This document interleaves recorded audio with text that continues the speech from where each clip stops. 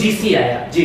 UGC को लेकर पहले सामान्य वर्ग के लोगों ने विरोध जताया, फिर कोर्ट ने उसे संज्ञान लिया और उसे रोक लगा दिया। देखिए, इसे वापस नहीं लाती है तो एक बड़ा आंदोलन होगा। और रोज आप चाहे स्वामी प्रसाद मौर्य हो, चाहे चंद्रशेखर आजाद हो, नगीना के सांसद, ये लोग रोज अपनी प्रतिक्रिया दे। उस कैंपस को जातिगत झगड़े में ना फंसाया जाए। एक नंबर चीज, यूजीसी के जो नियम बना रहने दीजिए, लेकिन मैंने आपके खिलाफ शिकायत किया और झूठी पाई गई, मेरे खिलाफ कार्रवाई हो जाए। हम लोग की ये मांग है, कानून बनाइए। हम लोग कोई गुंडाई करने जाते वहां क्या? ये तो केवल सवर्ण केवल बदनाम है। आप पश्चिम में जाइए, सारा ज्यादातर अत्याचार पिछड़ी जात के लोग आते हैं।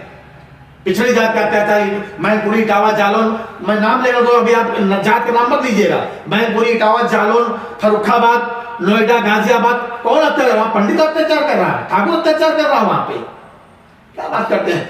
वो सब कानून बनाए, एक कानून ये जोड़ दे उसमें कि अगर मैंने शिकायत किया कि के मिश्रा ने मुझे गाली दिया और जांच में के मिश्रा सही पाए गए, तो जिसने शिकायत किया उसके खिलाफ कार्रवाई होनी चाहिए, जो कार्रवाई मेरे खिलाफ होनी चाहिए थी। बाबा साहब का जो संविधान है, आप पढ़े होंगे, वो केवल 10 साल के लिए था जी। समय इतना 10 साल के लिए, फिर एक बार 10 साल के लिए बढ़ाया गया। अब वही कंटिन्यू, जैसे एक बार स्टे हो जाता है किसी जमीन पर, तो ऑलरेडी स्टे कब तक चलाओगे मेरे प्यारे?